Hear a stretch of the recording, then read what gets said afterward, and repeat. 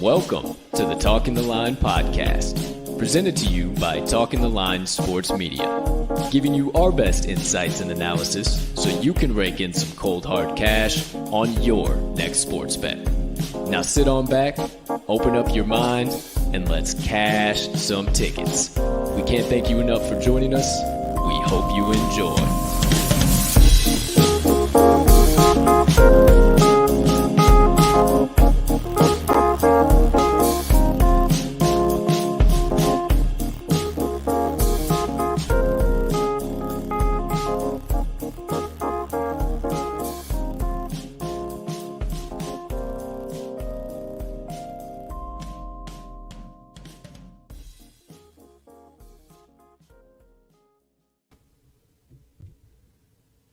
Good morning, good afternoon, good evening, ladies and gentlemen, degenerates and gamblers, far and wide.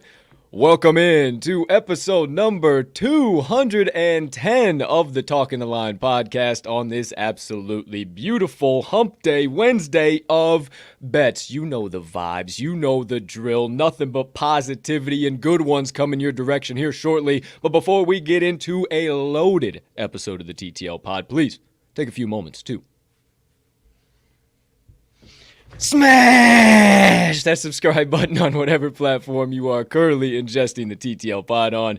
Hey, if you're watching on YouTube, might as well hit that notification bell over there as well so you never miss the start of a live show or any additional content dropping from the crew, like the Wise Words podcast today at 12 p.m. Central Standard Time. We'll talk a little bit more about that. But hey, if you're watching on one of our social media platforms, hit that like button, that follow button there so you never miss any of our additional social media content. Or if you are listening to the pod on your favorite podcast directory, make sure you hit that subscribe button there if you haven't already, as we release the audio of every episode after each live show is complete. Next item up on the docket, you could be so kind to do so. You can find it in your heart while you are watching today's show. Hey, hit that other like button, leave us a comment, leave us a rating. Jump on over yonder in the live chat if you are watching live. Maybe hit that share button too. Send it on over to your brothers, sisters, mothers, fathers, aunts, uncles, friends, enemies, neighbors, people who live on the opposite side of the damn globe as you, but you would refer to as a good old-fashioned ticket cash and degenerate, because that's what we are here at the TTL Pod, and we can't thank you enough when you do all of those things, because it only helps us make TTL Sports Media bigger and better for each and every one of you. Last but certainly not least, if you're looking for your one-stop shop for all things TTL and more, head on over down there to this episode's description, where you will locate the Talking the Line link tree. Within that link tree, you will find the TalkingTheLine.com website, all of the TTL Crew's social platforms, and our additional content, so you can consume all that jazz in one convenient location, however and whenever you please. Ladies and gentlemen and beautiful gambling people, joining us for episode number 210 of the TTL Pod, I am your humbled, honored, hyped in all ways, handicapping host, Colton Capping Colt Soroka, and I can't thank you enough for choosing to stop by and hang out with me and my partner, get some bets, get some insights, some analysis, laughs, motivation, and of course, dive into more rabbit holes than all of us will even be able to count today. Now, without further ado, enough formalities from your boy. I've said us, I've said we, I've said crew far too many times without acknowledging the presence of the man on this show here with me. He sits in the box to my left, and day by day, the vibes are starting to come back up the hill. He was up very high, and if I put him live on screen right now, he would be the most embarrassed he's been in a long time. He's lucky I'm not feeling facetious today. But my friends, he was up high on the mountain, slowly, quickly, and all of a sudden, he fell off the mountaintop so high. Now, he slowly comes back, and the vibes and the energy start to flow back through his side of the screen. So help me welcome him on in, the man, the myth, the degenerate gambling legend, and folks, let's switch gears for him, the TTL crew's resident Southsider himself, Mr. Riley RMags Magnuson. Partner, how you doing over there today, pal? My man, I am, just ignoring everything you said. I'm doing fantastic. I'm over here. Resident Southsider and Seer of Red, I think, is the new intro that we could do now. But I'm doing great, dude. It's a, there's about no degrees outside going on right now. So, it's doing about as solid as I can. I don't want to go outside today. I don't plan on it. Hey, it just flipped from a 2-point favorite to a 1-point dog. How about that? So while I was talking, so yeah. Hey, who's how to about say? that? Temperature on the rise is what it's looking like over here, dude. Hey, that's not too bad, not too shabby, not too terrible. But yeah, I stepped outside today. I said, what the hell is going on? One of them days in the Windy City where you got to leave the old faucet half cracked so the old pipes don't freeze up, and you got a whole hell of problems on your hands. My girlfriend was like telling me, she pops in the door, it's like, hey, I'm leaving. Usually it's nice, and I say, oh, see you, I love you, and she just...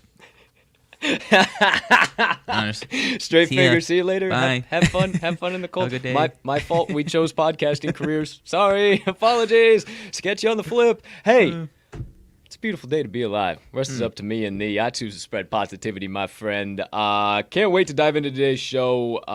Yesterday was kind of a bullshit day. Sorry if I just blew out your ears. Kind of was yesterday bullshit day for me. Man, oh man. We'll get into it. We'll recap it here in just a second. But I hate Tuesdays for college basketball. I really do. I mean, not terrible for you, my man. You swept the board in college basketball. You went 2-0, carried the team, helped me get out of the red into the black, if you will, and the 2 for Tuesday parlay. But man, oh man, I hate Tuesdays so much with a burning passion. I don't know why. I do not see the board well on those days, but I'll tell you what, I am seeing today's board. I'll talk about that in a second. But for now, let's recap, us being a full transparency show, all of our best bets from yesterday's action.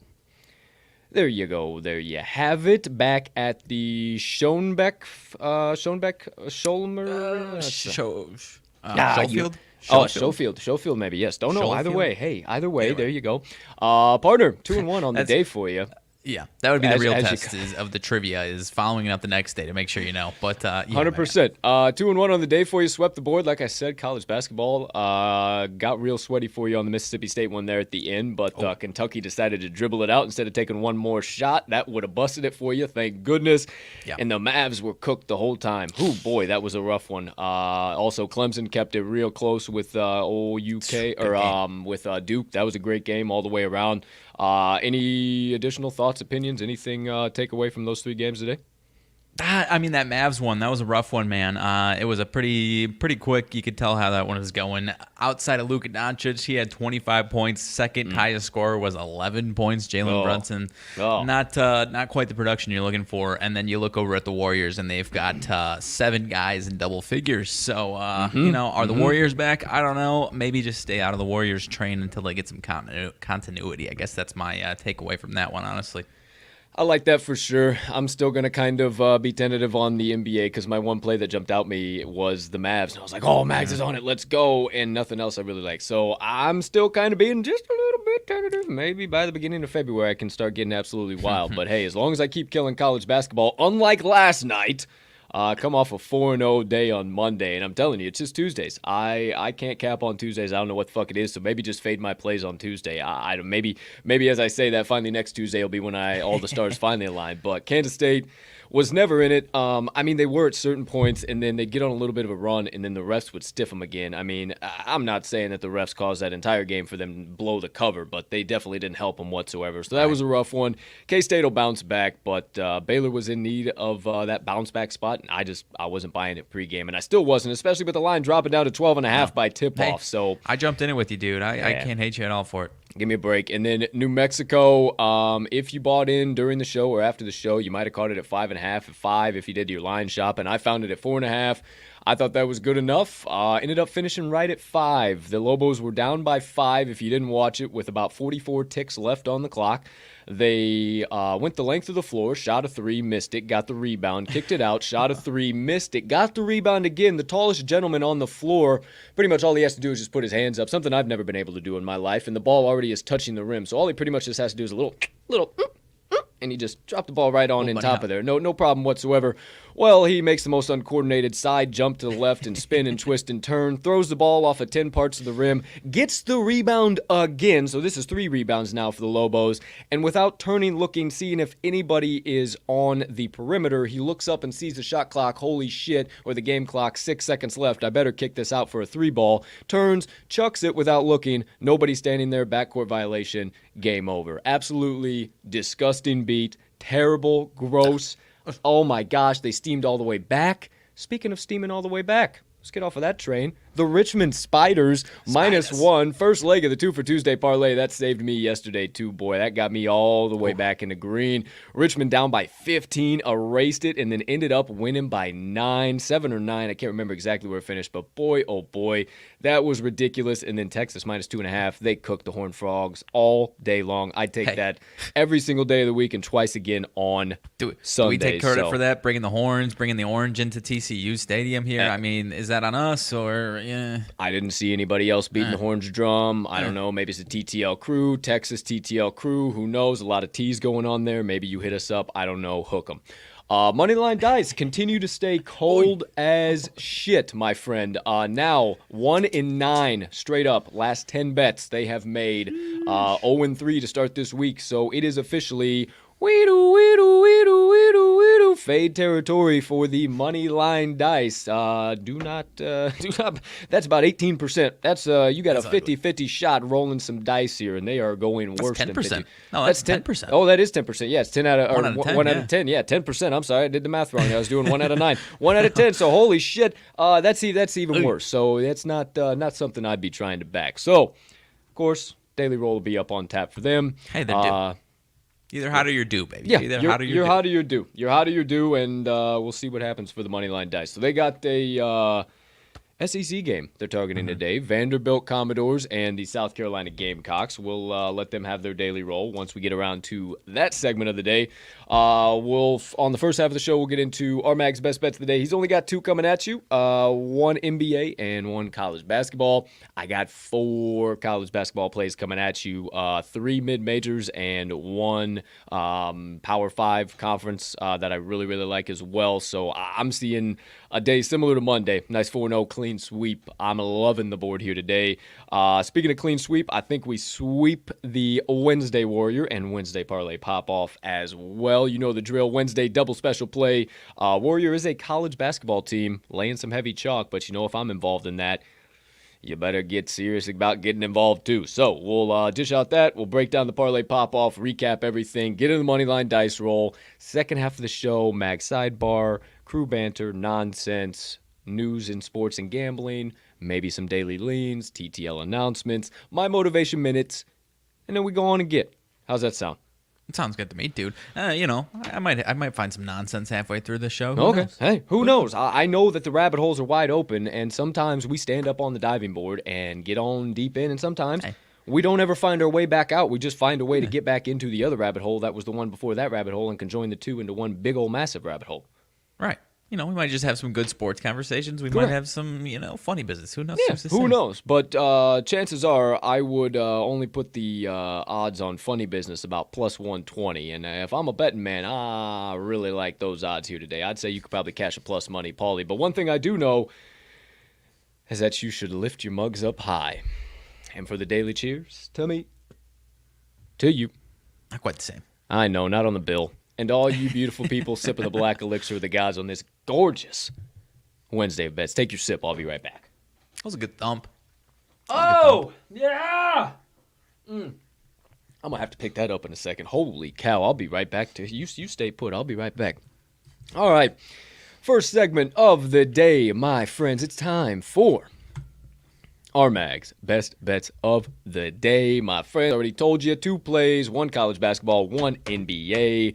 Turn your volume up loud, lock in, get ready to get nothing but knowledge and insights from the man, the myth, the legend himself. And good sir, let it rip, let him have it. And as per usual, you have the floor. All right, my man. I'm going to kick things off in the Big 12. That's where I'm going for my college basketball matchup today. I'm going to Oklahoma and West Virginia. This one is in Morgantown, West Virginia. I am going to the road team Sooners, though, plus the 2 points. Caught them at plus 2. Do believe it is sitting right there across the market. I believe, partner, that we're going to see some offensive positive regression from the Sooners today. Been a little, I don't want to say hit or miss on the road. A lot better than a lot of teams in the Big 12 on the road. There are a lot of teams that don't travel well on the road in the Big 12. Within the last week or so, they've had some scuffles, but that's where I'm talking about some of this positive regression coming in. They are 11th in the nation in an effective field goal percentage on offense at 56%, partner, and only really a 1% difference home or away. So again, not much drop off there from home or away. But it's those last three. Last 3, I have the number, but it extends through the last 4 games, down to 46% over the last 3 games. So they are not shooting it well. And that's home or away. That's both spots here, and that's the last 4 games. I expect the positive regression to come because they are a solid offensive team. Not exactly high-flying or anything along those lines, but they can get the job done when they're cooking along, and I think they get back to it tonight. Again, Oklahoma's defense, about as solid as West Virginia's defense. They have been led by their defense, Oklahoma, and I think we see that here tonight. Despite how good West Virginia's defense has been at home, I think we see a solid offensive performance, but I also see from Oklahoma, but I see some struggling from their side of things on offense, even here at home. They are 266 in effective field goal percentage, and I think they're going to continue to struggle. They've been kind of spinning the wheels the last few games. They've lost and failed to cover all 3 of their last 3. That's 2 on the road, 1 at home. And I think their peak of the season came early January into December. I think we're going to start to see them kind of trend downwards here a little bit. And the short spot here, the way they had been playing for a while at home, kind of lit my eyes up because I know that they aren't playing that well anymore. And I do expect Oklahoma to get back to it. But as for a few trends to close it out here, Oklahoma 15-5 last 20 as an underdog. Have not had a ton of spots like that, but when they are, they take care of business. 7-3 last 10 following an ATS loss. And West Virginia 2-5 last 7 following a straight up loss. 1-5 last 6 against a team. Goodness gracious, I couldn't type this morning apparently. 1-5 last 6 against a team with a win percentage above 600, and that's what we've got here in Oklahoma. In between these two, Oklahoma has won each of the last 4 games. That's 2 in Oklahoma, that's 2 West Virginia, 3 as a dog for Oklahoma, and 1 as a favorite. So these lines have been pretty close historically between these two teams. Oklahoma's came into West Virginia, a tough place to play, and taking care of business the last couple of years, and I think they do it for a 3rd straight time. I think they get the job done outright, partner. But if you're willing to give me a couple points against a team that can kind of keep the game scrappy and a little bit ugly, I'm gonna take all 2 of those points, even though it sounds minor, nothing crazy that you need to run to the window for. I kind of disagree, and I think those 2 points are going to be valuable here tonight. So give me the Sooners plus the 2 on the road, dude. I am staying out of the Big 12 for the time being. I like where your head's at. It's funny, though. We were pretty much saying the exact opposite things of what your analysis is today about West Virginia and Oklahoma last week. It's kind of funny how some of these Power 5 conferences teams kind of change from week to week in their direction and what they're doing. And that's why, kind of in general, I'm staying away from the Big 12. Only a few teams that I think are firm stuck on a trend right now, and that's Texas Tech and that's Kansas right now in the Big 12. Out about everybody else, I'm a little tentative on. I like where your head's at. I think this is the most valuable side, especially with the Sooners being 15-5 against the number of their last 20 as a dog. I love that.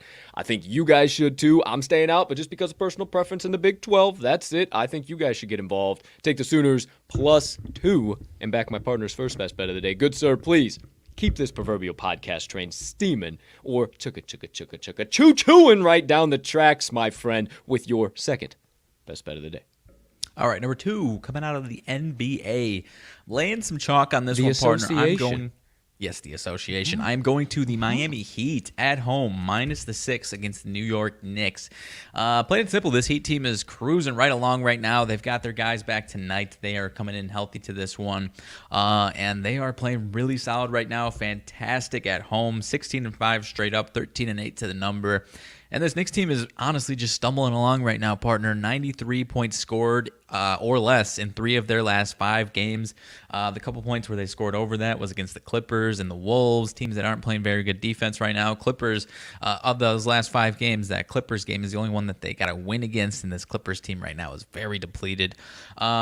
But with that offensive struggle coming up against this Heat team absolutely dominates struggling offenses. It is going to be, I don't expect them to crack 95 points scored here tonight, the Knicks. I think they're going to have another ugly, might even be to the point where we start talking about what the hell is going on with the New York Knicks. I know in the grand scheme of things, we kind of already have been, but they're 23-25, so not exactly anywhere near dumpster fire type talk, but 1-4 their last 5. You lose another one here tonight in ugly fashion. I think we're going to start hearing some rumblings of maybe things need to start being shaken up, whether it's coaching staff or players.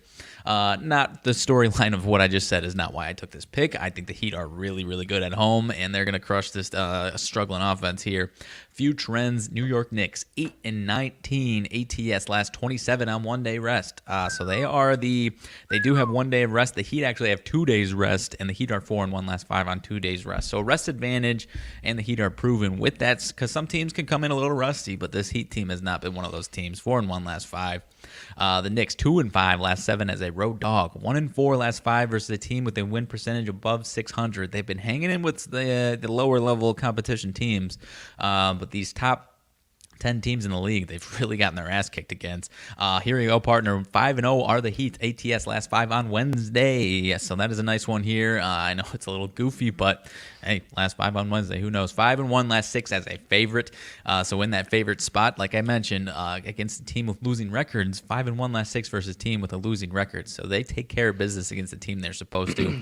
4-1 last 5 as a home favorite. I already mentioned the 4-1 last 5 on 2 days rest. And to close it all out, between these two teams, the Heat are 6-2 ATS their last 8 games. You're giving me a healthy Heat team against a struggling offensive Knicks team.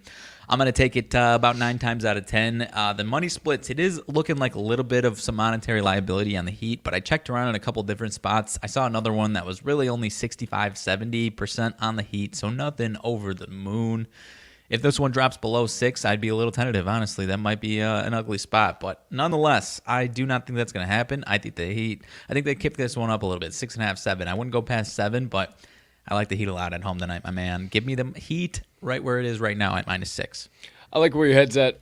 We might have a play on this one as well a little later on in the show, a special play of the day. Haven't locked this one in yet, but I did lock it in some form or fashion. So stick around. You'll find out. I think you guys should lock it in, though. I do think this is kind of a little bit of a setup for the New York Knicks and that whole bing-bong shit going on right now, and everybody just fucking all over the moon with the New York Knicks. I'm just not buying it today. And I think you're right. This line's going to go up before it's going to go down.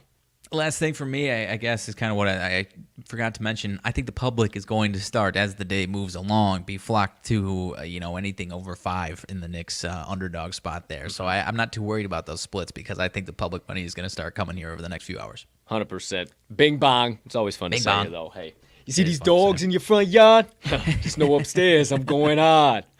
Bing bong.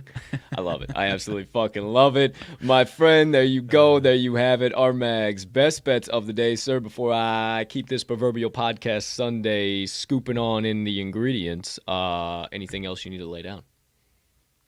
No, sir. That's all I got. All right, well, folks, we have reached the maximum cruising altitude of 35,000 feet, and we're about to level off, get a little crazy now. It's time for the in-flight show, my best bets of the day. You know, I'm the circus clown. I bring the party to this here pod. So Max keeps things a little levelated. He keeps me levelated, but I don't have any thought of that in my brain. So, my friends, Levelated. it's time to kick things off. See, that's how the brain's working.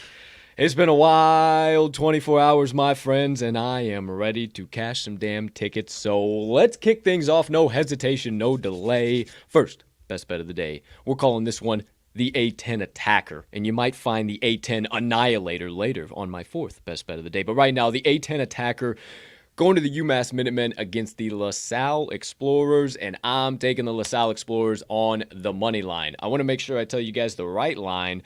It has completely flipped. UMass did open up as the 1.5 favorite. Now they are the point dogs. Last I saw, oh boy, 2.5 point dogs. Ooh. I was taking them on the money line just in case of any nonsense flipping around, but it looks like I've got a hold of the right side. So be tentative on laying that 2.5.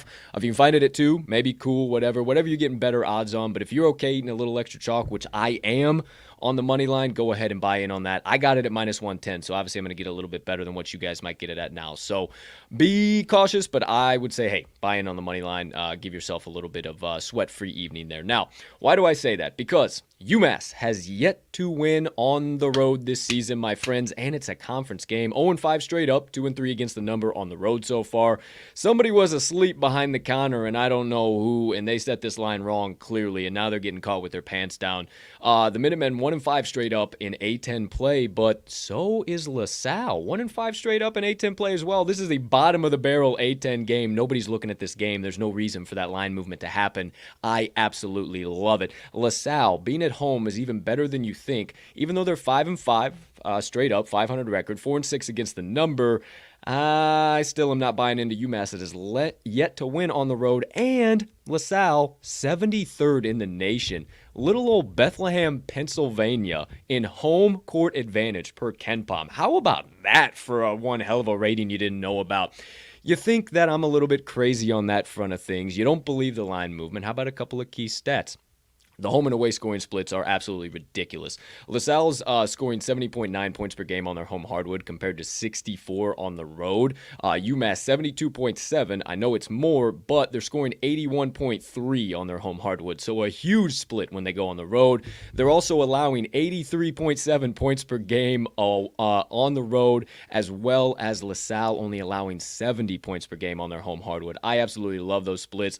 Turnovers are going to be pretty even, my friends, but as the 242nd ranked KenPom team, I think LaSalle absolutely dominates the Minutemen on the boards here today. 71st in offensive rebounding percent and 87th in defensive rebounding percent for the Explorers. That's right, I didn't stutter, partner. 200th for the UMass Minutemen in offensive rebounding percent, 273rd in defensive rebounding percent, and they're the 178th ranked per KenPom team.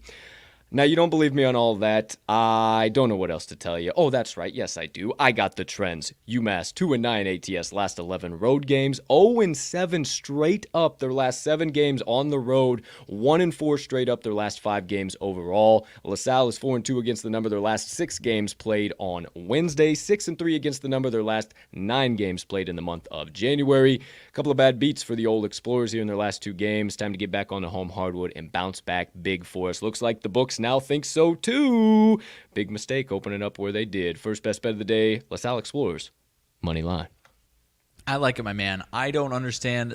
I know a lot of people have some weird infatuation with UMass, and I don't understand it at all. They were sick last year. They were really sick last year. Okay. You know me, my mid-major action. Yeah. They cashed tickets for me left, right, and center last year. This year, not same team. Not same team at all. Right. It's weird. Right. It's really weird. But there you go. There you have it. The A10 Attacker. So we're starting off. We're attacking the books. Right off the bat, A10. Here we are. So then, after we cash that ticket, We're going to the Patriot League, and we're punishing the books with the Patriot League Punisher. That's right, we're stiffing it to them again. And I saw, hey, shout out my gal, new follow here actually, but she is from the Windy City Mags, so Okay. shout out. My gal Parlays for Days, at Parlays for Days 1 on Twitter. Great fucking insights, great fucking plays. We line up a lot of the time. She's like, dare I say, almost mid-major queen material. I mean, she's got some stuff out there. Now I'm not throwing anything out there on that front of things. What I'm saying is she's a very smart handicapper. Wanted to give her a shout out. She's been liking my stuff, been liking her stuff, so I've been following her plays, and we're lining up on this play today. Actually, is why I wanted to shout her out. Going to the matchup between the Army Black Knights and the Lehigh Mountain Hawks. If you saw me tweet it out, I said Mountain Hawks looking pretty juicy as a home puppy. She says, could not agree more. So the Patriot League Punisher, we're taking the Lehigh Hawks +1. She's taking them on the money line. I have faith that they do win this one outright. I'm just taking the +1 in case any funny business happens. Army has simply not been those guys on the road, period. Point blank, period. We've backed them on the road, and they've burned us. I'm not letting it happen here again. And Lehigh hasn't been great, but they've been solid enough to handle business here today on their home hardwood. Army is coming off of back-to-back wins against Navy and American. We talked about American 2 days ago, how just absolutely stellar of a program that is, as well as Navy just being a terrific place to go play at. Oh my gosh, 358th in the nation, the easiest place to play. Not buying any of those low-quality wins, and I think them being 3-7 straight up on the road looms pretty damn large here today. They're 6-2 straight up in the Patriot League, and stick a pin in that because there's a spot here that I absolutely love that we'll come back to here in a minute. Those 7 losses on the roads, my friends, before we move on to Lehigh, against LIU, South Carolina, Colgate, and Lafayette, or out of the 4 out of the, oh, I'm sorry, I'm saying this wrong. I apologize. 4 out of their last 6 road games, I apologize. Those have come against, 4 losses have come against those teams. They've lost 4 out of their last 6 road games is what I'm trying to tell you. Army has not been good, even against low-quality opponents. Now, Lehigh, 4-5 straight up on their home hardwood, 2-6 ATS at home, but they were overvalued early on in the season. They're a damn good team. They were just failing to cover 7s and 8s, and now they're being undervalued because of that, and I absolutely love it. Take the pin out. 5-3 straight up in the Patriot League. They win today. They move to 6-3. Army moves to 6-3, and we got a brand new race in the Patriot Leagues, my friends. I absolutely love it. But you don't believe me? You know I got some home and away splits as always. Lehigh scoring 68.6 points per game and allowing 74 points per game on their home hardwood. Compare that to Army only scoring 65.9 points per game and allowing 76.9 points per game on the road. Depth and height also blew my mind. This is going to be huge. You're going to see this loom real large today. Lehigh 26th in depth, 76th in height. Army 198th in depth per KenPom and 351st in height. I think Lehigh absolutely they're going to look like the Jolly Green Giants out there against the Munchkins, for crying out loud. Last but not least, when we need them to, Lehigh's going to steal the deal. 71.3% from the charity stripe, 60.9% for Army. I love that split, but you don't believe me on all of that. And my gal, shout out at Parlays for Days. Lehigh 4-1 ATS, last 5 overall. Lehigh 5-1 ATS, last 6 Wednesday games. 8-2 ATS, last 10 as a dog. 6-2 ATS, last 8 versus a team with a winning straight-up record. And the Mountain Hawks are 4-1 straight up the last 5 meetings with these Black Knights at home. And if anybody asks you, you find yourself in a trivia contest anytime soon, where is Lehigh University located? Bethlehem, Pennsylvania. That's right, 4-1 straight up on Bethlehem's hardwood. Give me all Lehigh Hawks. Second best bet of the day. I like it, my man. This that Army team, again, a team that every once in a while you can find some value, but when they're not the right side, they might lose by 20 in this one, dude. 100%. Oh, dude, I totally forgot. Didn't mention. Army won the game. These two teams have already played this year. Army yes. Army won 77-55 on the home hardwood, and now this is a pick'em at Lehigh. Right. I digress. On to my third best bet of the day, my friends.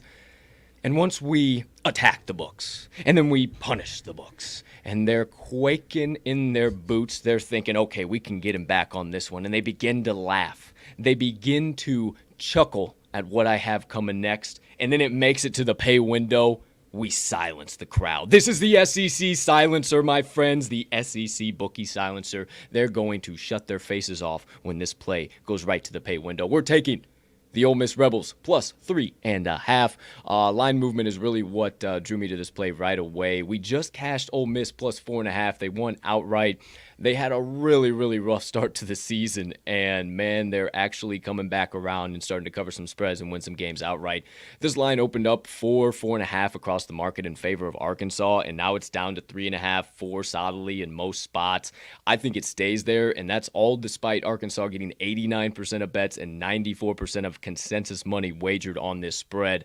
The Razorbacks have a 54.6% chance to win this game outright versus Ole Miss.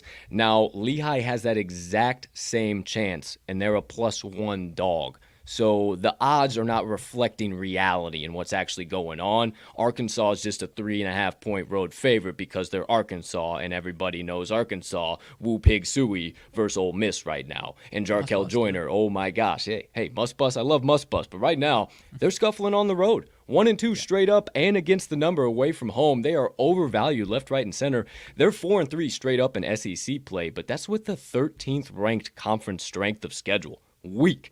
And then you look at Ole Miss, 9-3 straight up, 6-6 against the number on their home hardwood. They were just overvalued early on in the season. So I don't see that happening again for the foreseeable future with how bad they were playing. And now they're turning things around, 9-3 straight up. That good record is because of how well they've been playing recently. They might be 2-5 straight up in SEC play, but that's against the 5th ranked conference strength of schedule. I think we see positive regression continue to come from the Rebs, and they play season beaters to just about anybody they possibly can in the SEC because they got no shot at this point in the game. But you don't believe me on that nonsense. Again, the home-away stat splits are ridiculous.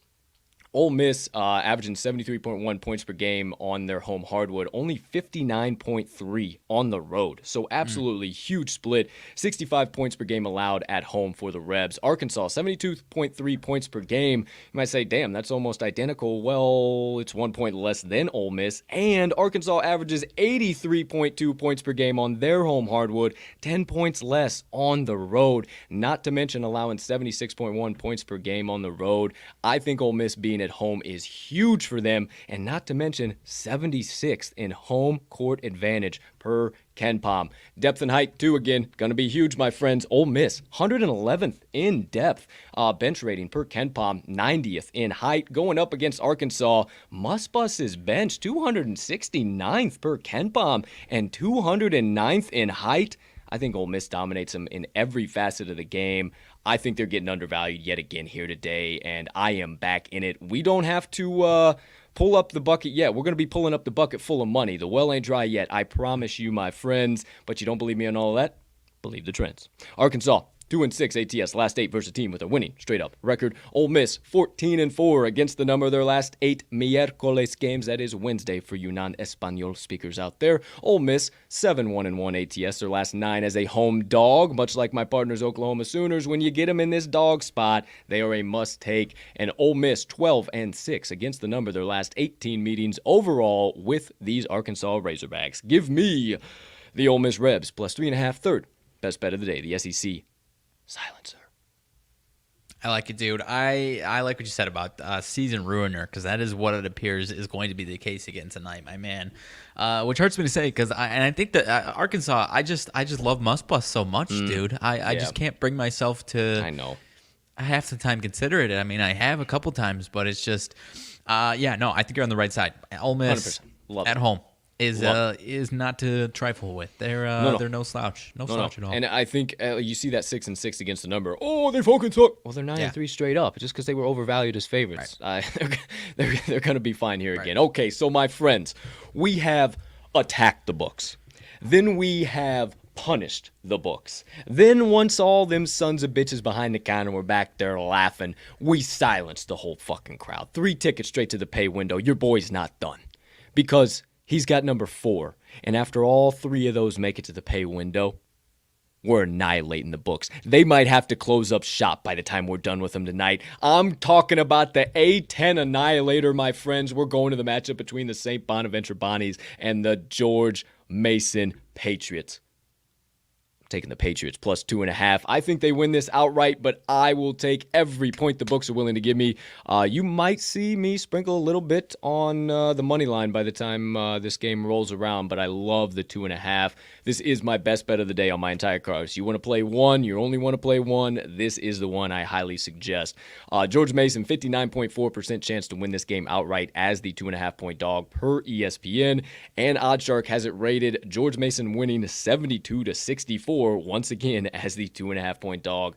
This line is bass backward. The Bonnies have struggled, and not to mention, I know this is an A-10 matchup, but it's still a mid-major conference. It's still not one of the marquee matchups on the game. So you explain to me why this one opened up at 3.5 in most spots and it's down to 2.5 across the market. Not making any sense whatsoever, and George Mason is the sharp side. I know, hey, shout out Sportsbook Consigliere. We always talk about the rhombuses and the parallelograms, and nobody knows shit, but hey, it looks like George Mason is the sharp side today. 43% of bets, 92% actual money wagered on this spread. I love it. They're 7-1 straight up, 6-2 against the number at home. I think that's why you're seeing the sharps play this. 2-1 straight up in A-10 play for these Patriots too. 2-1 straight up, 1-2 against the number on the road for the Bonnies. They're 3-1 straight up in A-10 play, so just maybe a little scuffle here coming the Bonnies' way, I do believe. Once again, home and away splits, it just worked out so well for me. The scoring splits today, home and away, just absolutely wild on these numbers.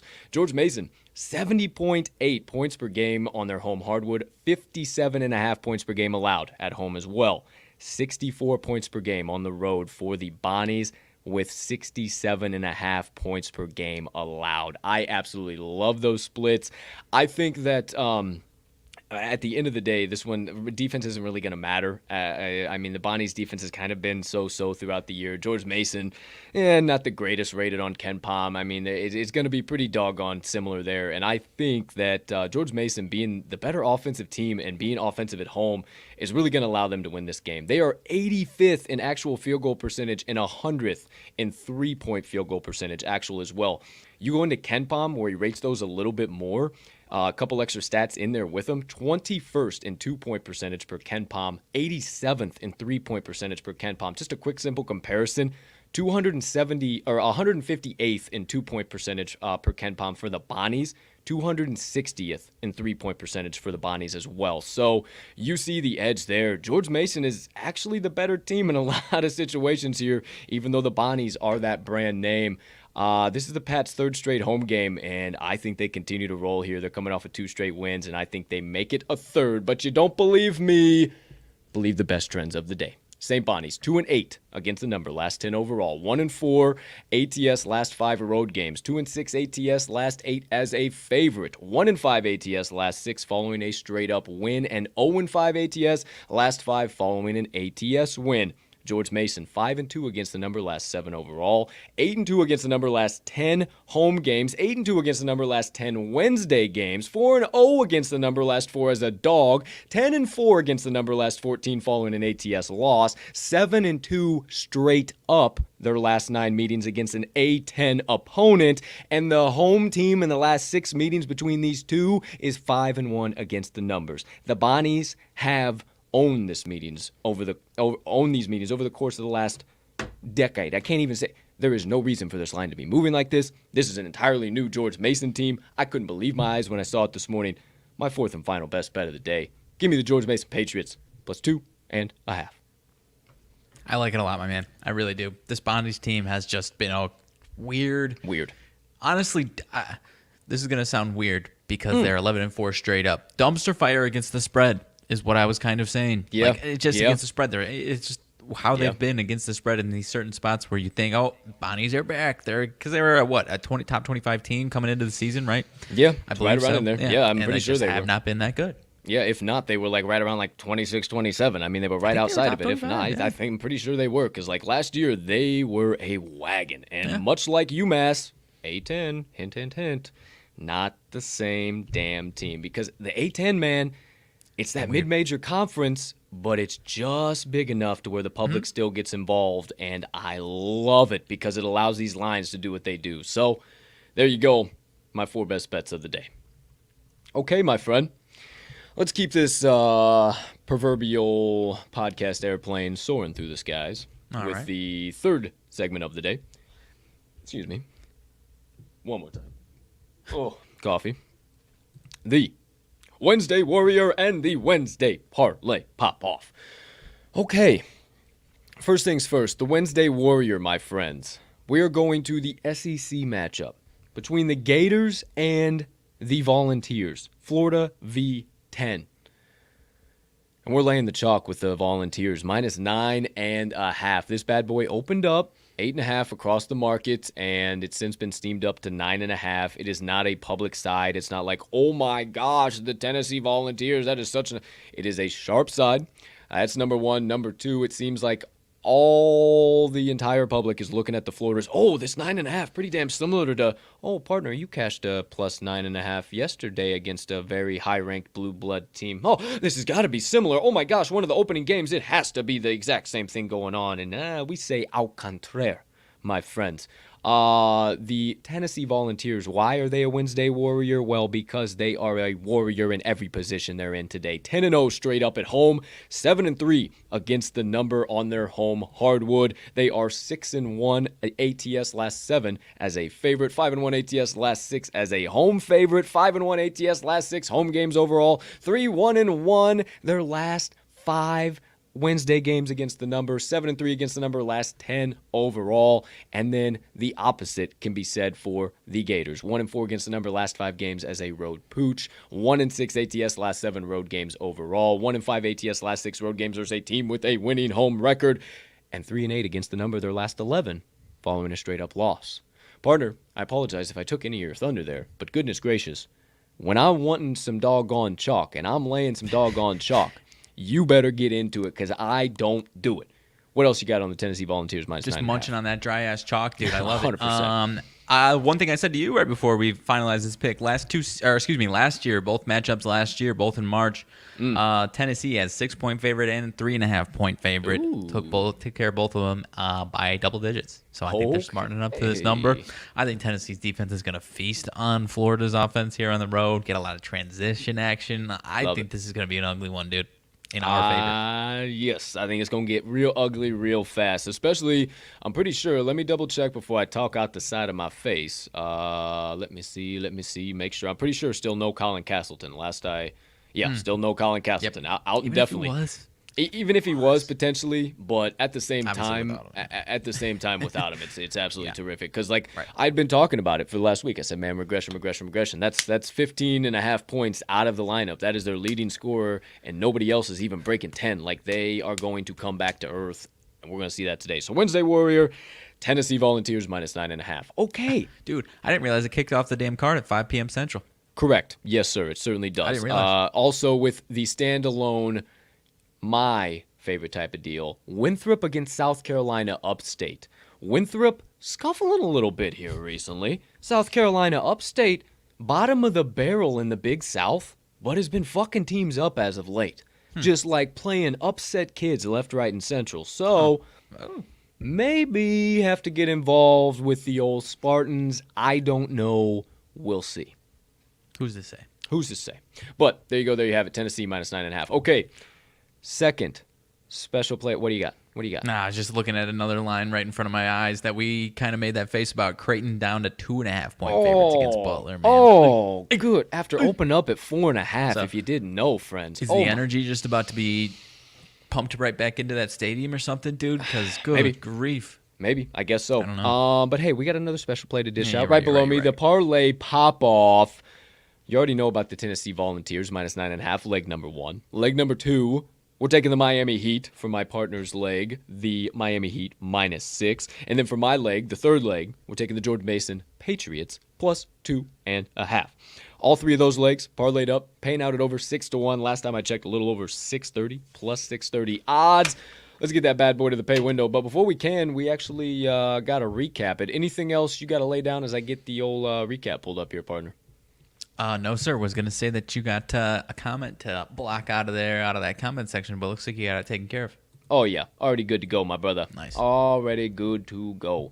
So we are set there. Oh, well, we don't want that happening with the screen, so pardon me just a moment here, folks. Just a little bit of nonsense. Sometimes, you go to share the doggone thing, and it's like it's like a strobe light times a million. And, I care about our epileptic viewers out there. I don't need nobody having a seizure watching the TTL pod. I care about y'all's out there. So, now we're in business. Everything looks beautiful. Everything looks grand. So, without further ado, time to recap all of the TTL Crew's best bets of the day for this gorgeous Wednesday of bets, also known as January the 26th, 2022. They's now live on your screen. Oh shit, gotta switch this up just a little bit here.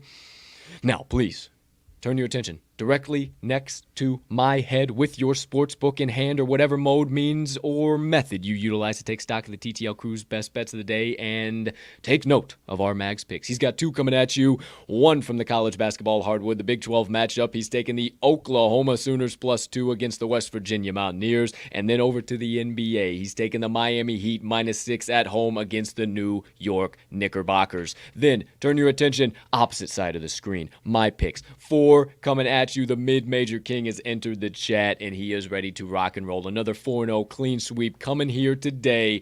First things first, the LaSalle Explorers on the money line, the Lehigh Mountain Hawks +1, the Ole Miss Rebels +3.5, and the George Mason Patriots +2.5. You see right kind of here in between us, the Wednesday Warrior special play of the day. It is the Tennessee Volunteers at home -9.5 against the Florida Gators, and right below that, next to my partner's noggin, you see the Wednesday Parlay Pop-Off. 3 legs on that bad boy, featuring number 1, the Wednesday Warrior Tennessee -9.5, RMags leg, the Miami Heat -6, and my leg, the George Mason Patriots +2.5, parlayed up for over a 6-1 odds payout. I see, my friends, 7 straight plays played for a unit, or whoever you can afford, or whatever you can afford. Be who you can afford to be is what I'm trying to say. And 1 special play played for a half a unit, making it right to the pay window. But before all of those can, we need you too, right alongside with us. Lock them in, hammer them home, sprinkle a little bit of dough down, whatever you need to say. Just make sure you get today's TTL Crew best bets of the day that are primed for ticket cashing in, and whatever the current best line is on your favorite sports book. Oh, baby. All right, dude. I knew this you were is a tough ask. one. If you don't know, you don't know. Yeah. No, I couldn't in the slightest. Not a sponsor. It is Thompson Bowling Arena. Thompson Bowling Arena. So do they have bowling alleys somewhere located in there? BOLING. So, okay. Yeah. Not a chance. Gotcha. Not a chance. All right. No. All maybe. Right. Perfect. Hey. Not confirmed that they don't have it. So. Unutilized marketing opportunity? Potentially. Possibly you. Honestly, though, one of my favorite places to watch a game on TV at the. Especially when they do this shit. Especially when they do all the fans go wild. Oh yeah, it's a blast and a half. So there you go. There you have it. All of our best bets of the day. Now, you see some extra stuff over there. The old ML dice roll, Vandy/SoCar. Say, what might that mean, boys? Well, I'm so glad you asked, because as always, we're the fellas to tell you. It's the Moneyline Dice roll of the day, and it is the matchup between the Vanderbilt Commodores and the South Carolina Gamecocks. So, without further ado, I'm sure this line is still moving all over the doggone place, because it had been for the last, I don't know how long, since the doggone line opened up. And while I get these old dice ready to rock and roll out here, partner, can you enlighten us what's up with the this old matchup here today? Alrighty, so we are in South Carolina for this one. Vandy coming in. I know Vandy's been, scuffling a little bit. They had been having some success. Lost to South Carolina already once. That was at Vandy. 72-70 win for South Carolina. But we are in South Carolina tonight.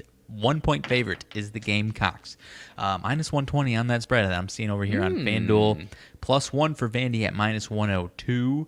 Money lines, -126 for South Carolina, +105 for Vandy, and the total is at 136.5. So very, very interesting pricing, odds movement. I do believe there's certain spots that still have this at -1.5 in favor of South Carolina. But, you said it, man. This one has been jumping all over the damn place today. So South Carolina is still favored at home, though? Yep. Still by the okay, and then line up to 136.5 from 135. So a little something to think about there. Money line? You did say 136. No, the total 136 and a half. 136 and a half. Yeah, my bad. My bad. For sure. All right, so there we go. There we have it. The stage has been set, so it's time. A little bit of daily ASMR for you. It's time for the first roll of the day. Are we going with the home team, South Carolina Gamecocks, or the away team, Vandy Commodores? I don't know, neither does Mags, but we all find out. Hey, check out that hat. In 3, in 2, in 1. Home team. Home team. South Carolina. Gamecocks. Go Cox. Go Cox. Unofficially, the South Carolina Gamecocks. Now, are we going to the money line or against the number? I don't know. Neither does Mags, but I can assure you all, my friends, we do find out in 3, in 2, in 1.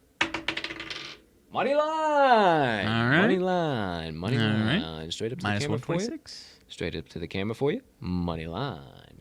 Unofficially, South Carolina Gamecocks. Money line. Final roll of the day. It is the wild card roll. Are the money line die doubling down?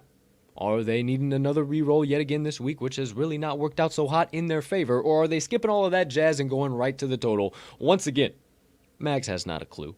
I have no earthly idea. But the inanimate, all-knowing, ever-present, ever-powerful Moneyline Dice certainly do. So we all find out in a 3, in a 2, in a 1. Come on, Dice. We need you. Come on, Dice. Home ATS. Okay. Home ATS. Home ATS. All right. Can't see the home. I wish you guys could kind of see it. Not really. Hey, I Home like it, ATS. Dice.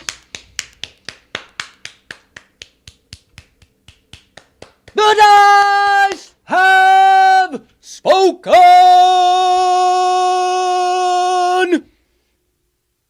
If you want to guarantee take one ticket straight to the window here tonight, you know the rules. We don't make them. It is per the Moneyline Dice. Not me, not Mags. You know the drill. Hammer in right here, right now. No questions, no qualms, no quarries. The South Carolina Gamecocks on the money line. All right, Dice. Hey. Thank you, Dice. Let's go, Dice. Come on. Come on, Dice. Time to get out of that. Dude. Time to get out of that hole. 10% I like it. is absolutely terrible, dude. Oh, man. They're Okay, due. let They're me, due. I like it. They're due. Do a little tracking here real quick. So we got the old SC on the money line. This is the 26th of January in the 2020th year, 22nd year. And this is at 6 p.m., I think. Yes. Yes, it is. All right. And we have Vandy VSC. Okay. 0-3 start to the week. 1-9 last 10 rolls. Yikes. You be the judge if this is the time that it turns around or if the cold streak stays going. You know where we lie. We back the dice no matter what. Sometimes it hurts, but very quickly, fastly, in a hurry, approaching fade territory. So might be fading them here today. We'll see what happens, but there you go. Moneyline Dice Select. South Carolina, Moneyline. If we're not already in fade territory, I don't want to see what fade territory is. Yeah, fade territory. We might today. No thanks. Yeah, this is pretty doggone firm pat. We are in that. So there you go. There you have it. Hey, you want your own set of Moneyline Dice? Any of the merch they got on the website? Nothing's off limits. Head on over down there. You see it in the ticker, moneylinedice.com. Pick out anything you want, and then head on over to your cart. Why would we send you over there without a little bit of something in return? Hey, 10% off your first order, moneylinedice.com with code TTL10, TTL10. Get you 10% off your first order, moneylinedice.com. They got the hats, they got the lids, they got the tracking books, they got the scorecards, they got the dice, they got more stuff on the way. Go support a great product and a great group of people over there at the Moneyline Dice. Okie dokie, artichokes. That does it, first half of the show. Time to keep this proverbial podcast Sunday building. Now, did a little bit of chocolate, a little bit of Niller, a little bit of strawberry in there. We even done a little bit of whipped cream, a little bit of caramel and hot fudge. Now it's time, those things they put on top. Oh, that's right, sprinkles. And they're all different types of color and kind of a clusterfuck, Kind of got that clusterfuck feel to them. Well, that clusterfuck feel is what the second half of the TTL pod is day by day. So it's time to kick that off and put the sprinkles on top of this proverbial podcast Sunday, partner.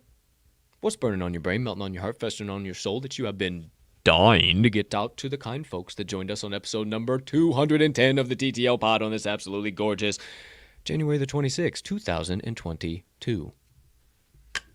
All right, dude. Wildcard Wednesday. I'm still looking for some sheer nonsense. Uh-huh. I've got some random stuff going on here, but I'm looking for some sheer nonsense, and I'm struggling to find it. Okay. Kicking things off. So you know how we got chapped by the Flyers a couple times last week or last couple of weeks?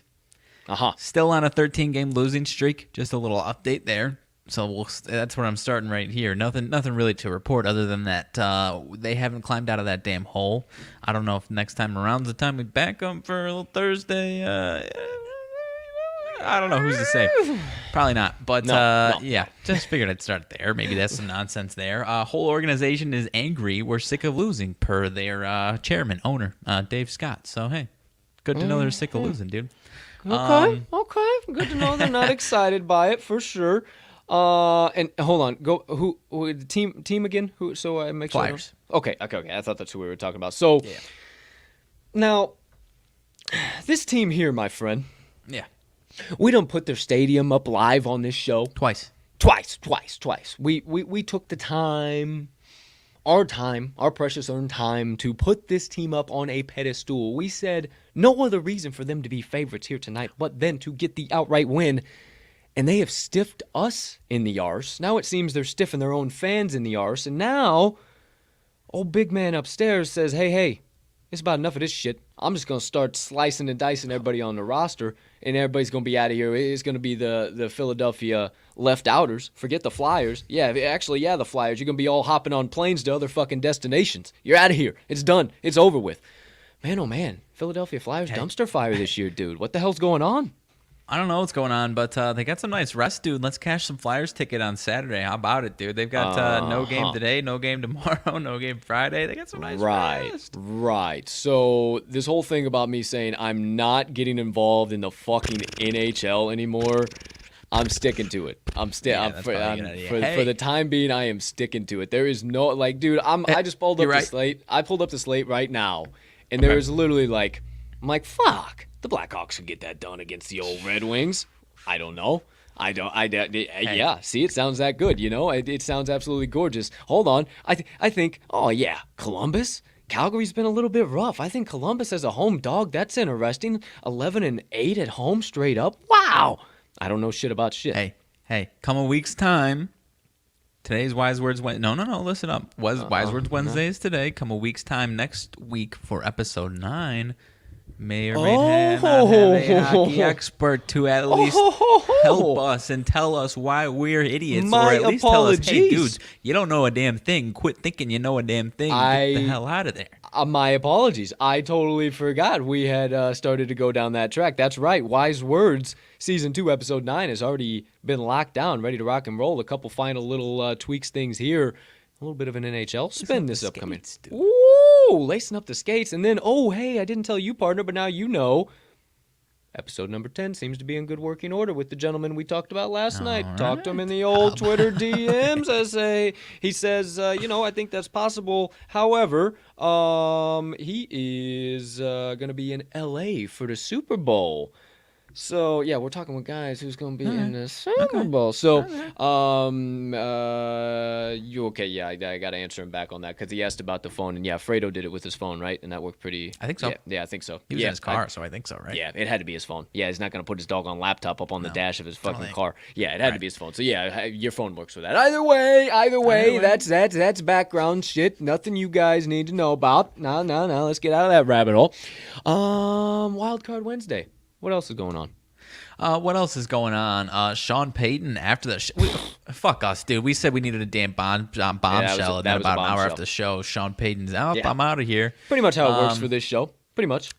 It seems to me, consistent. I mean, yeah, it does seem like that, huh? I mean, it seems like he wants to take a year off and come back, but I know a lot of people are already talking about Dallas Cowboys, but the way he was talking, it seemed like he really just needed at least 1 year off. I'd be surprised if he jumped ship to another. I wouldn't be that surprised because Cowboys could use it. But the one thing that someone tweeted something that kind of irked me a little bit. Back in 2006, when the Packers and Saints were both making those coaching changes, Packers brought in Mike McCarthy, Sean Payton went to the Saints. Yep. Packers' decision was down to Mike McCarthy and Sean Payton.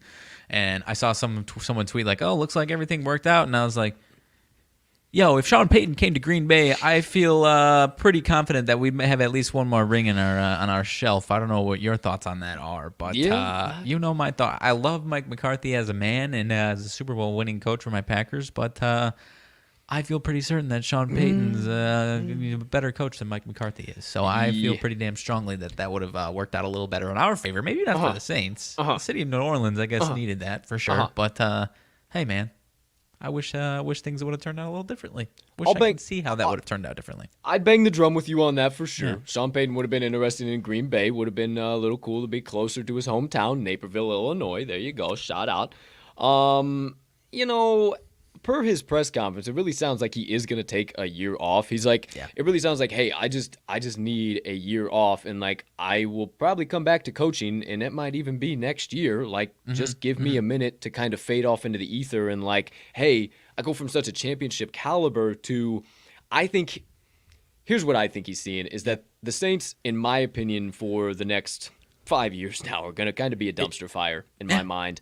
And I think he saw that, and I think he's at a stage in his career where he's like, yo, I am not trying to rebuild an entire fucking organization right now without a stud quarterback. Like, I got a 3-ring circus right now between my guys, and I can't say, like, yeah, Jameis, yeah, Taysom, yeah, Trevor. I can't say those are my guys. So I think that's kind of what he saw, and he was like, yeah, fuck this. I'm going to take a minute off, and then I'm going to let my market value go up a little bit, and then a team that's kind of like right on the cusp that needs that fucking brain. Hey, Sean, you feel like coming on in a 2-year deal? What do you think?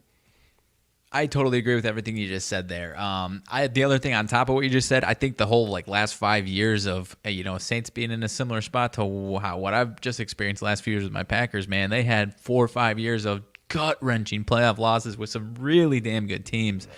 And I don't think it's like he's jumping ship on us now that things are rough. Like, no, that was a grueling 16 years that he just coached, man. And now it's, man, I need a little break. He said something about, like, I see everyone tailgating. That shit looks like fun. It's like, dude, that is a shitload of fun. I've never been to a tailgate. He's like, I've never been to a tailgate. And that's crazy to think about. Like, football guys who've all they've ever known is being on the inside of the stadium. They've never experienced the outside of the stadium. And think about it.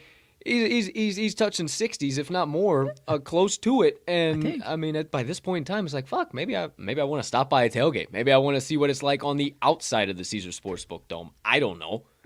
Here's my prediction. So if he was gearing to get back into the swing of things this year, I would say the Cowboys would fire Mike McCarthy in a second to bring him in. The Bears would be sick as fuck.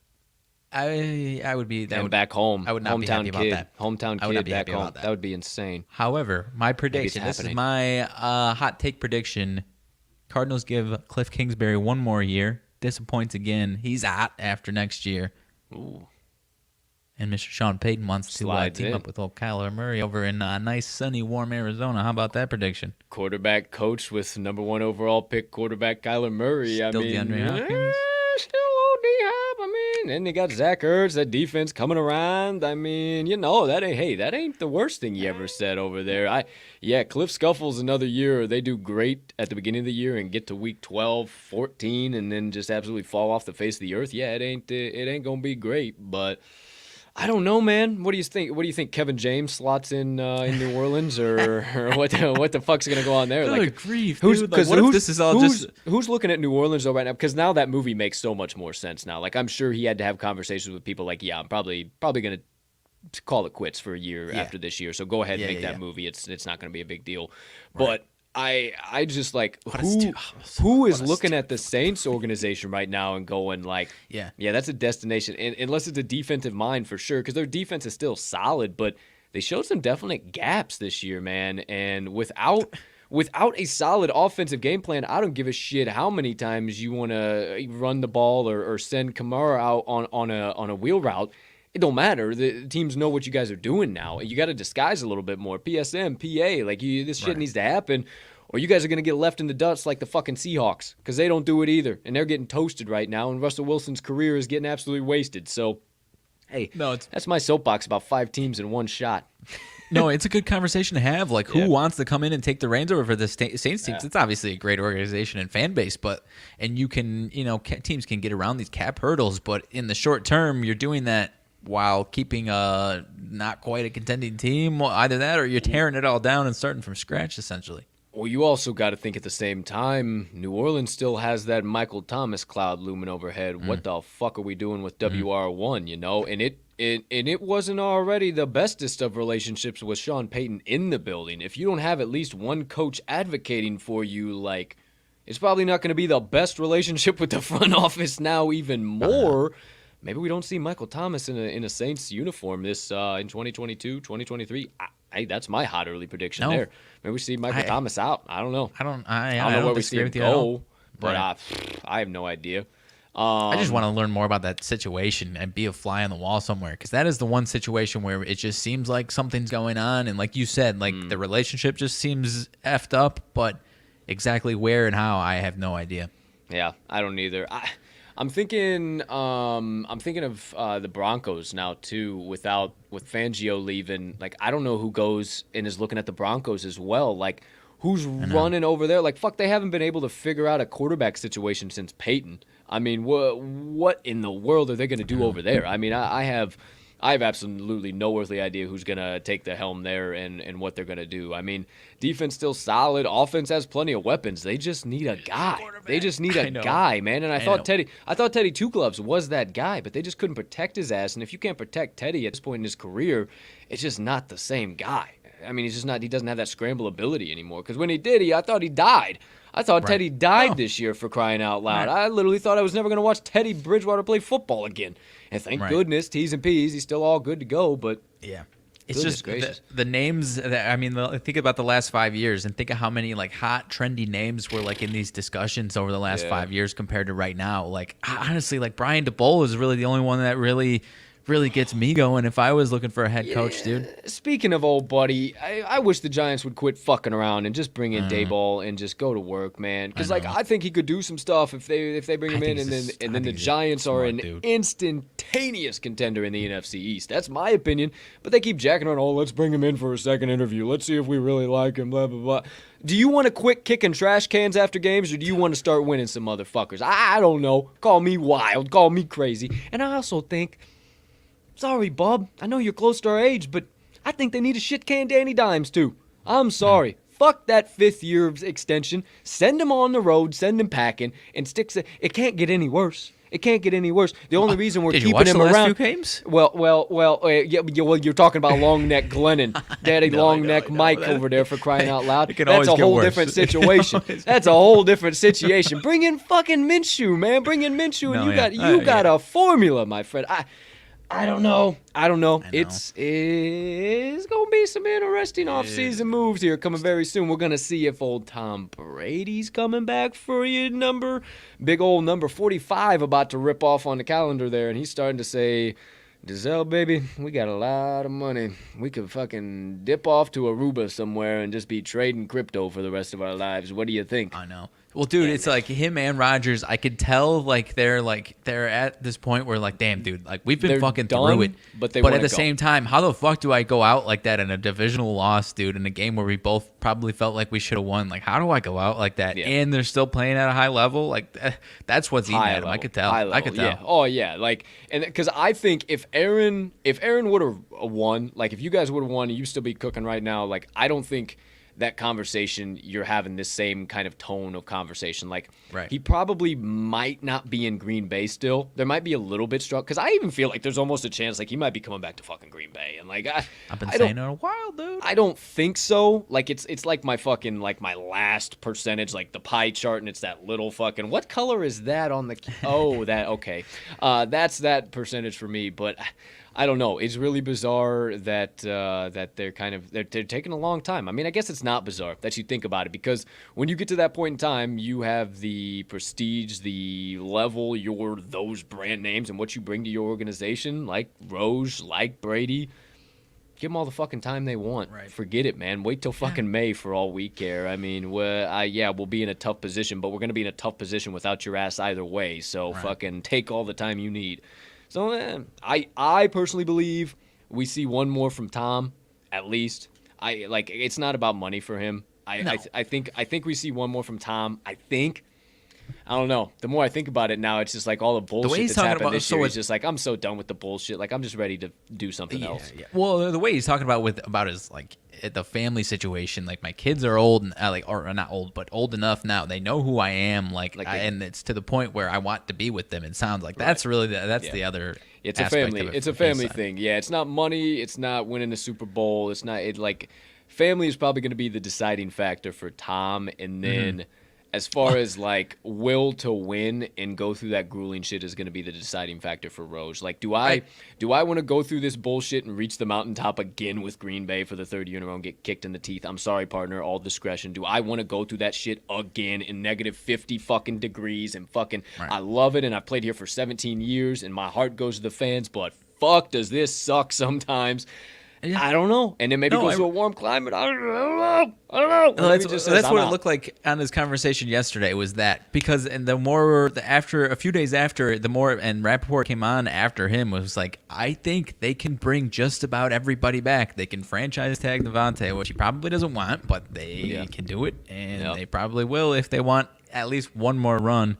And so days after that heartbreaking loss, it's like you said, damn, do I really want to go through that again? I think after a week or two and you start to put the pieces like, all right, like we can actually put together a very similar team again. So you did that from last year. It's your same. I know, That's just your Green Bay Packers talking. That's just your homer. And I'm sorry, I got to be tough love on you. That's your homerism talking, and that's what it is. It is just like, we can make one more run. How many one more runs are we going to be making? Next 8 years, 10 years, get to the NFC. Like I'm fatigued by it, dude. I get it. Yeah, dude. But I'm at the tired. same time, what's the alternative? I'm tired of digging you out of a trench for fucking 2 weeks after the Packers get to the top of the mountain and fall off the fucking cliff again. I'm tired of it for my you. issue, dude. What's the alternative? Is not Jordan being Love good and at all. coming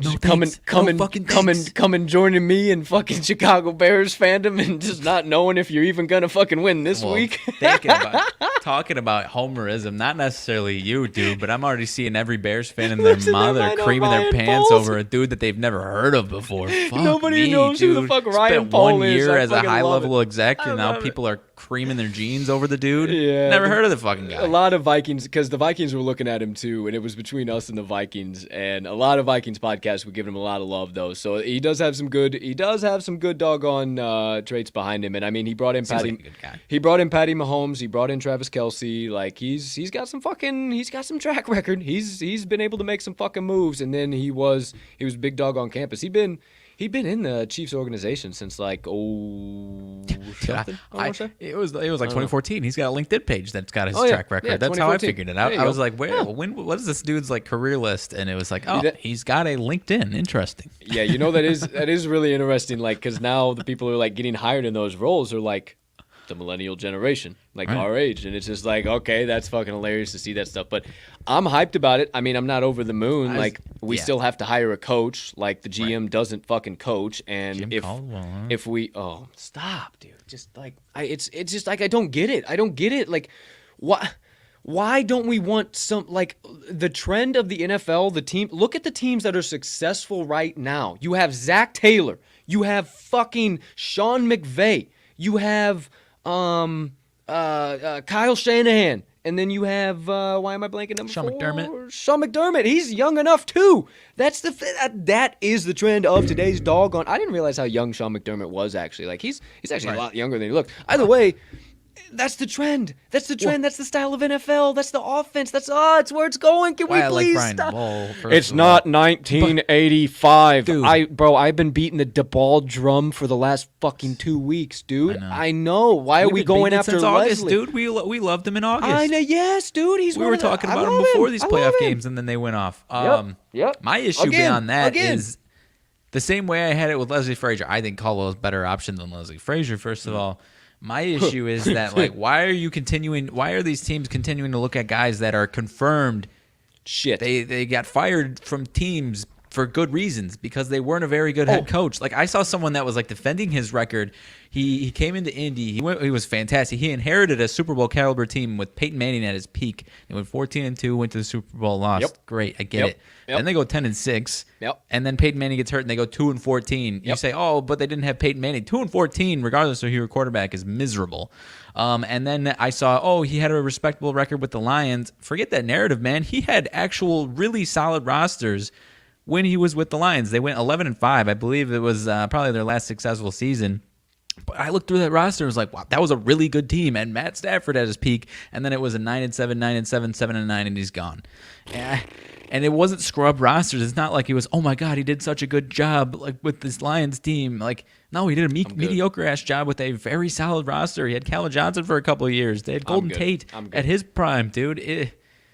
I mean, it's probably a better situation, like character, and I'm not saying Matt Nagy had bad character, but like, the character of the entire team and the cohesiveness, I think it could be better than what they've had, but you're just kind of dooming yourself to, once we give him a really, really good roster, then we can maybe have a nice couple of years or two, but then, when we don't have a star-studded roster, we'll be another 8-9 team like we have been the last 10 years, so I don't get it, man. I don't get it. No, I don't want any part of Coldwell, man. Like, the cherry on top of the cake is not only a confirmed bad record, but like a confirmed bad record within that division. Like, the division that you're trying to bring him into, he is already sucked in. Like, why do you want to see? Let's spin the old wheels on that bad boy again. See if fire him for the Gipper. Let's see if he can. See if he. Third time's a charm, boys. I'm not really a football guy. Well, sure looks like it, George. You're walking through fucking O'Hare Airport like a damn billboard for the fucking Chicago Bears. Try putting on some more Bears stuff. See if anybody doesn't notice you moron. Like, what is the Bears front office doing? Like, please, Ryan, please, just start smacking some dudes around. Yeah. Like, just please, for the betterment of all of Chicagoland, just start smacking some fools around. Right. Look at non-football fan Mr. McCaskey and say, pal, get the fuck out of the way. I'm about to build us a Super Bowl team. Yeah. And that's all you need to do. Because he has the ability to do it. He's a fucking master scout. He can find some boys now. Look at that Kansas City Chief team. He can find some boys.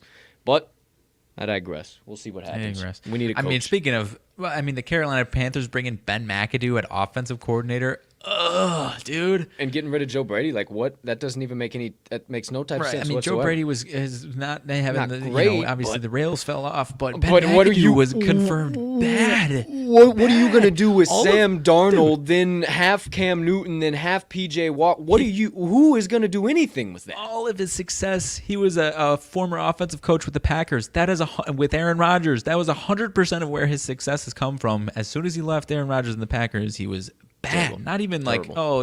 He did this a little bit here. He was really bad. Yeah. The Panthers are going to stink next year, and it sucks because I like a lot of the guys on that damn team, as you do. Yeah, I think they should. Bad. I think they should sell high while they got the opportunity right now. Like on CMC. Yeah, CMC potentially fucking. DJ Moore. Yep, that's what I was thinking. Number 10, I could see number 10. Curtis Samuel's already gone. He's in. He's Washington. Yeah, they sent him to Washington. Robbie Anderson. Yes, the other one. So I mean, you could still get good value off of Robbie. You could still get good value off of DJ. You could get fucking stellar value off of CMC. Are you kidding me? I mean, and this sounds really pessimistic, but like this is a team that's in the middle of the pack. That's like, where do you go to get yourself into that next level? So it sounds really pessimistic to sell all of these younger assets, but I don't know. I don't personally see another way that they build a championship style roster. Sure, because sticking in the NFC South, even if Tom retires, you're another mid-tier quarterback away from the Tampa Bay Buccaneers continuing to be a fucking powerhouse. Yeah, that's you're a solid coach, and maybe, the Saints stumble into a quarterback away from them being pretty doggone decent, and the Falcons seem to give Carolina every type of fit in the world, so it's not looking good for Carolina, and they were one of my favorite teams in the preseason. I was doing backflips on the show when we were in the NFL special editions, for crying out loud, and now they made me look dumber than dumb. I mean, that might have been one of my worst calls of the entire year. So they're a dumpster fire, dude. They're falling apart. They're all over the map. I don't know. It is what it is. Hey, how about this Wild Card Wednesday? I like this, dude. We just went down a hell of an NFL. I was just trying to pull up any thing that I'm missing about freaking Ben McAdoo, for goodness sakes, dude. Yeah. Oh, I actually saw. Last I checked, I didn't see it. I didn't get any actual alerts, but it sounded like Byron Leftwich is emerging as the favorite for Jaguars head coach. Kind of seemed like it, you know. I mean, their first round pick in '08 or whatever it was, and now he's kind of reunited, and it feels so good kind of situation, especially with Trevor Lawrence, him being the fucking quarterback. Like, I think that would be a good move for them. Seems pretty damn. Yeah, I love Byron for sure, man. I wanted him on the Bears. Like, I wanted Byron Leftwich so bad. I think that should be our number 2 choice. Yeah. He's a genius. He's a genius, and I think Jacksonville turns around here into this second year or whatever now of Trevor Lawrence's career. I don't know how true it is, but switching to college football real quick, did you see that Wisconsin has emerged as front runner for Caleb Williams, Oklahoma? Transfer? No shit. Dude. Well, that instantaneously puts fucking Wisconsin like top of the Big Ten. Like that's dude. I saw like, oh, why would he go to Wisconsin? Because their defense is always sick. That's the team that's always a quarterback away. Maybe not top 4, but no, quarterback away from being in top 10 easy. Period, dude. Quarterback away from being in the CFP conversation, being in that Michigan, literally them in Michigan. Yeah. Them in fucking Michigan. If Caleb Williams is at the helm this past year, I like that. Oh yeah, fuck yeah. It was the only thing that could do anything for him. You're talking. I know who I'm talking to. I couldn't believe my eyes. You take your shirt off. You got a fucking tattoo of every emblem of the Big Ten teams on your damn back. You ain't fooling me. I know. I couldn't believe my eyes. I was like, no, stop it. Don't tease me like this. That would be electric. That would be electric because then that automatically opens up U of I for a potential big transfer. That opens up Sparty for a potential big transfer. Big Ten could be coming around, Homer, buddy, guy, pal, and then all of a sudden you ain't riding Big Ten unders. You're riding Big Ten overs because all of a sudden it's just one of the most electric conferences out there, my man. I don't know. Maybe I'm putting the cart in front of the horse, as the old fellas would say, but it sure seems like the writing might be on the wall to me. I don't know. Who am I? Okay. Other than that, wait, any other wild card, my friend? I guess it depends if you want to keep going. I got some random rabbit holes we can get down if you want to. Let's see. What do we got? 25 minutes after the top of the hour. Just a couple of announcements. I'll be back on Dawson's show tomorrow. The midday market report. Our guy Jeff Dawson at EC Sports Invest. Mags will be on there Friday, same time, 1 p.m. Central, 2 p.m. Eastern, and 11 Pacific. I think I did that right. I don't know. Yeah, you did. Also, right. Wise words today, episode 8 of season 2, dropping 12 p.m. Central Standard Time, but only it was 34 short minutes from now. Just turned over. So 34 short minutes from now, that bad boy will be dropping on the YouTube and then on every major podcast directory. I told you guys yesterday a little bit of video issues, but you can still watch it. It's not unbearable by any means, but if you just want to listen to the audio, it'll be available shortly after. Cup of Joe on campus back on Saturday. We got a loaded slate. No UFC this upcoming weekend if you hadn't looked ahead, so no blog from me. Speaking of blogs, we'll keep the college basketball report going. Does it provide some doggone good value for your boy while he's writing it, and hope it does for you guys while you're reading it. So that'll keep coming. Mags might be a potential golf handicapper now. Who's to say? Who's to know? We'll see how the fuck the old Farmers Insurance Open goes here over the next couple of days. If so, Mags might have just found his new blog to start writing. Who knows? Who's to say? I was having fun yesterday. I was diving deep into some golf rabbit holes, dude. I love it. I just I don't know. I don't want to come out with a blog and be like, oh, here are these sick plays, and me just looking like an idiot because I think I know what I'm looking through, and I mean I obviously watch it, but you just think a couple times. Think a couple times. Think, get this analysis kind of built up. The stars kind of start aligning. You dish out a little extra greenage, if you will, instead of extra cheddar, a little extra greenage. I don't know. Just throwing some thoughts out there for you. Extra green. Okay. I don't know. Throwing some things out there for you. I don't know. Like where you got me going though. Mags might be a golf handicapper. I don't know. Who am I? Outside of that, you want to find all of our socials, all of our additional content, everything in between, stop by the link tree in this episode's description or talkingtheline.com. You can see an individual tab for all of our shows, all of our best bets, all that stuff, yada, yada, yada. So that's all I got. All I got left is Motivation Minutes, partner. If you got anything else kind of wild to get into, or we can keep it moving, keep it grooving. Keep it moving, keep it grooving. I had, if we wanted to talk college basketball futures at this point, we can. Otherwise, we've done it before. It was kind of we ended up going down some deeper rabbit holes than I was expecting. So I kind of came with like 6-7 different things, and if whatever stuck. So. That was some solid doggone rabbit holes we went down, my friend, if I do say so myself. So there you go.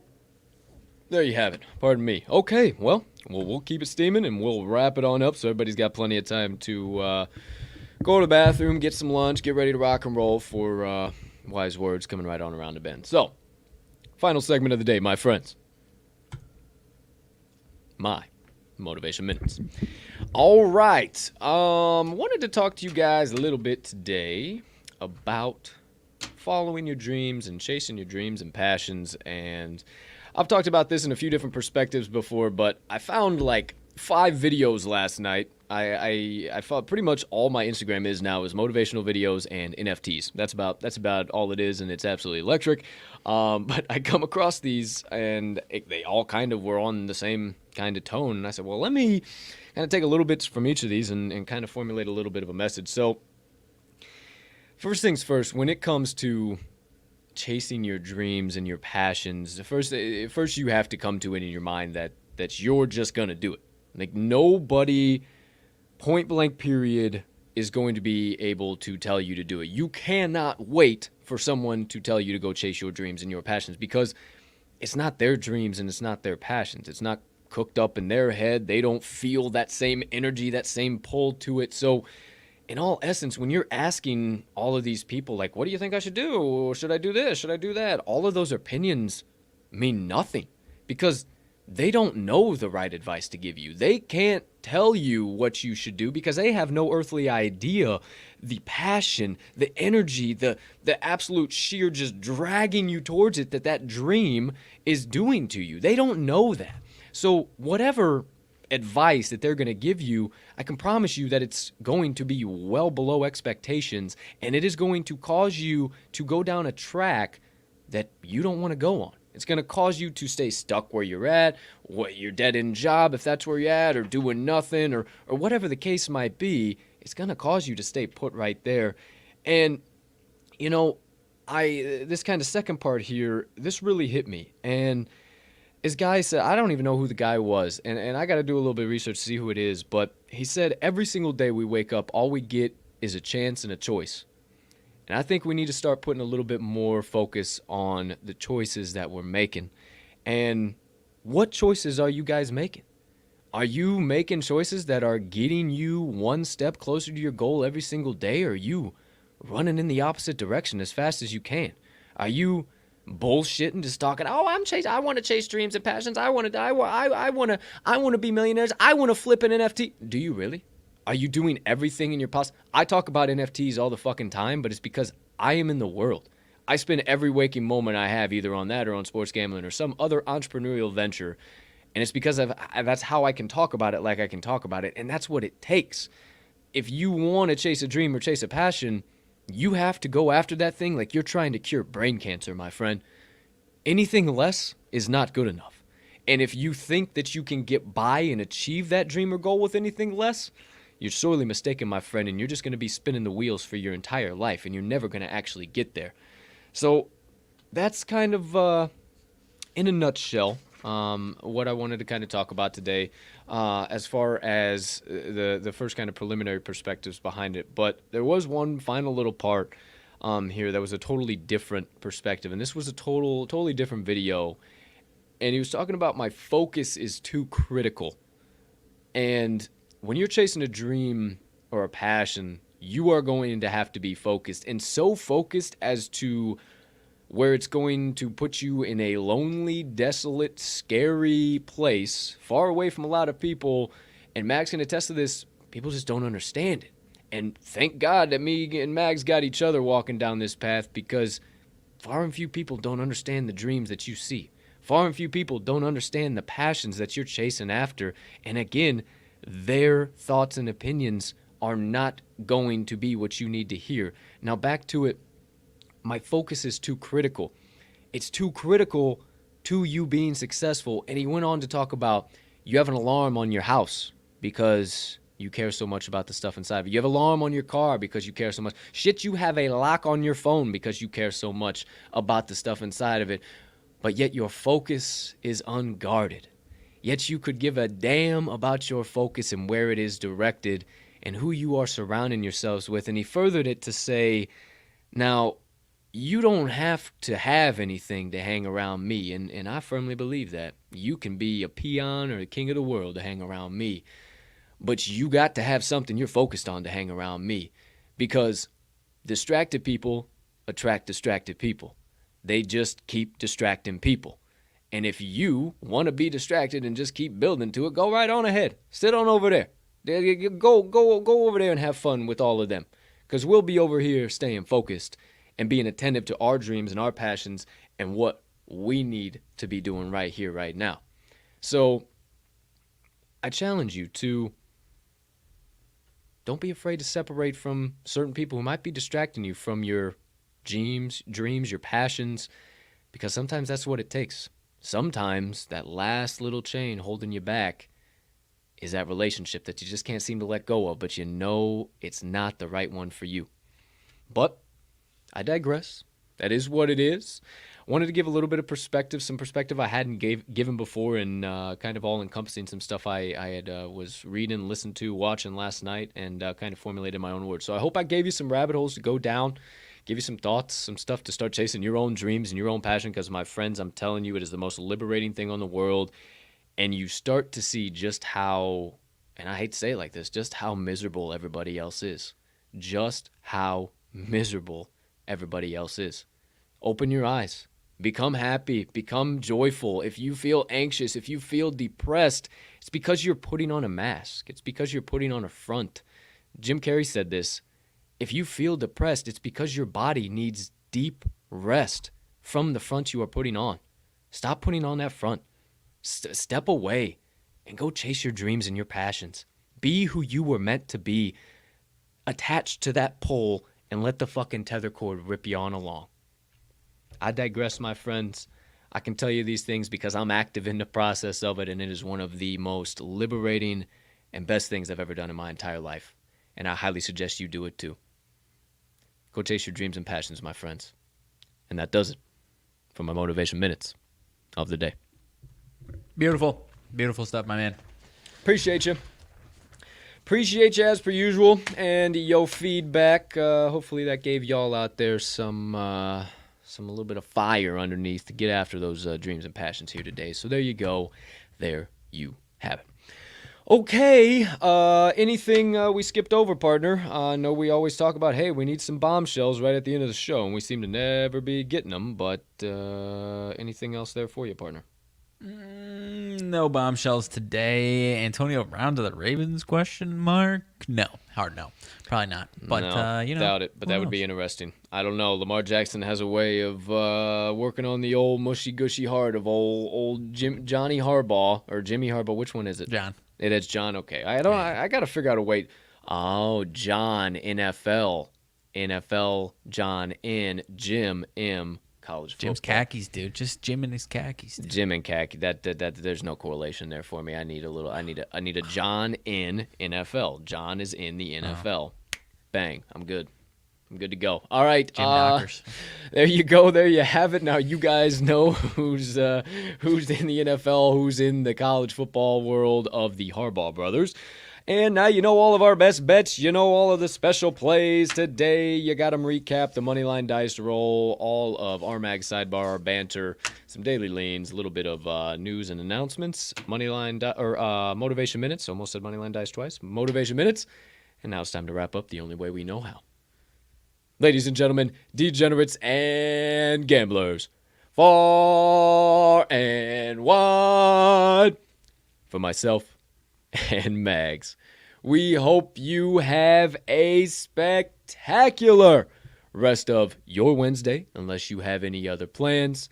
We can't thank you enough for choosing to stop by, hang out, get some picks, get some insights, some analysis, and most importantly, get some good vibes, because we all need a little bit more here in this world. And we hope we can provide you guys that little bit of a brief mental vacation every time you decide to stop by and share your hard-earned energy and time with us. For that, we are eternally grateful. Your likes, your shares, your comments, your follows, your retweets, your subscriptions, everything all in between. We see it, we see you, and we thank you from the bottom of our hearts. Once again, have an absolutely terrific rest of your Wednesday, unless you have any other plans, and lock in all of our best bets of the day so you can stay right alongside with us at the end of every single show. Let's cash some tickets.